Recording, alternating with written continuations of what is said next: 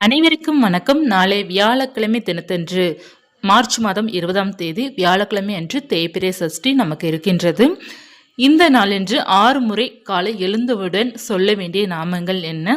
குளிக்கும் நீரில் எந்த பொருள் நம்ம சேர்த்து குளித்தோம் அப்படின்னா முருகனுடைய அருள் நமக்கு பரிபூர்ணமாக கிடைக்கும் அப்படிங்கிறத இந்த பதிவில் நம்ம பார்க்க போகிறோம்.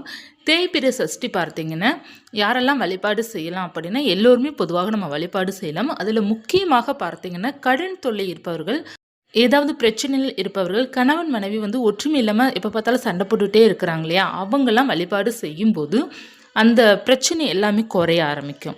இப்போ தேய்பிறை சஷ்டிக்கு நீங்கள் என்ன செய்ய வேண்டும் அப்படின்னா முருகனுக்கு ஒரு தீபத்தை ஏற்றி வைத்து பாலும் தேனும் நெய்வேத்தியம் வைத்து வழிபாடு செஞ்சீங்க அப்படின்னா உங்களுக்கு நல்லதே நடக்கும். நீங்கள் நினச்ச வேண்டுதல் நடக்கும். இப்போ காலை தேய்பிறை சஷ்டி வியாழக்கிழமை காலை நீங்கள் எழுந்த உடனே பார்த்தீங்கன்னா சொல்ல வேண்டிய முருகனுடைய நாமங்கள் என்ன அப்படின்னா ஓம் குகாய நமக, ஓம் குகாய நமக அப்படிங்கிறத 6 முறை சொல்லுங்கள். எழுந்த உடனே சொல்லுங்கள். குளிக்கணும் அப்படின்லாம் நீங்கள் நினைக்க வேணாம். நீங்கள் எழுந்திருக்கும் போதே முருகனை நினைத்து கொண்டே எழுந்துறீங்க சஷ்டி தினத்தன்று.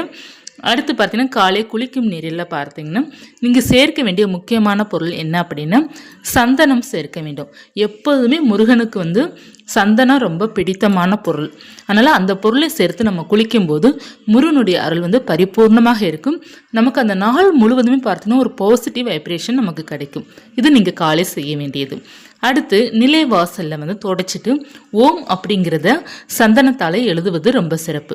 பூஜை அறையில் முருகனுடைய படத்திற்கிட்டையும் நம்ம ஓம் அப்படிங்கிறது எழுதலாம். வேல் வரைஞ்சி விடலாம். முருகனுக்கு செவ்வரளி மலர்களால் அலங்காரம் செய்யலாம். சாமந்தி பூ கிடைச்சது அப்படின்னா வெள்ளை சாமந்தியாக இருந்தாலும் சரி, மஞ்சள் சாமந்தியாக இருந்தாலும் சரி, பன்னீர், ரோஜா, சம்மங்கி இந்த பூக்களால் நீங்கள் அலங்காரம் செய்வது ரொம்ப சிறப்பு. தீபம் பார்த்தீங்கன்னா நீங்கள் சாதாரணமாக ஒரு அகல் விளக்கில் நெய் விட்டு பஞ்சுத்திரி போட்டு தீபம் ஏற்றினாலே போதுமானதாக இருக்கும். மனதார பிரார்த்தனை பண்ணிட்டு கந்த சஷ்டி கவசம் பாராயணம் பண்ணுங்க. உங்களுடைய பிரச்சனை எல்லாம் தீரணும் அப்படின்ட்டு கந்த சஷ்டி கவசம் மாலை நேரத்தில் பாராயணம் பண்ணுங்க.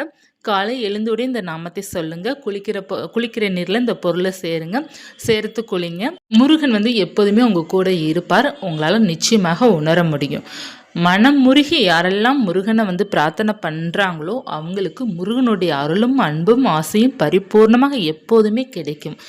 நீங்கள் தேய்பிறை சஷ்டிக்கு கடன் இருப்பவரெல்லாம் கட்டாயமாக வழிபாடு செய்யும்போது நிச்சயமாக அது கடன் அடையும். அதே போல் நகை அடமானத்தில் இருந்தாலும் சரி, ஹோமுக்கு லோன் போட்டிருந்தாலும் சரி, எஜுகேஷனுக்கு லோன் போட்டிருந்தாலும் சரி, ஒரு லோன் அப்படிங்கிறது இருந்தாலும் நீங்கள் முருகனை வழிபாடு செய்யும்போது அது எல்லாமே சரியாகும். நம்பிக்கை இருப்பவர்கள், முருகன் மீது நம்பிக்கை இருப்பவர்கள் அனைவருமே வழிபாடு செய்து பாருங்கள். ரொம்ப எளிமையாக தான் நம்ம வழிபாடு செய்யலாம். வழிபாடு செஞ்சாலே நமக்கு போதும். எளிமையாக வழிபாடு செஞ்சாலே முருகன் அதை பரிபூர்ணமாக ஏற்றுக்கொண்டு நமக்கு அருளும் ஆசையும் அவர் கொடுப்பார். அன்போடு நம்ம வழிபாடு செய்ய அவருடைய கருணை பார்வை நம்ம மீது விழுகும். கட்டாயமாக எல்லோருமே வழிபாடு செய்யுங்க. முருகர் பக்தர்கள் எல்லோருமே முருகனுக்காக ஒரு தீபத்தை ஏற்றி வைங்க. இந்த பதிவு உங்களுக்கு பயனுள்ளதாக இருக்கும்னு நினைக்கிறேன். இருந்தால் லைக் பண்ணிக்கோங்க. இது போன்ற தகவலுக்கு சேனலை சப்ஸ்கிரைப் பண்ணி வச்சுக்கோங்க. நன்றி.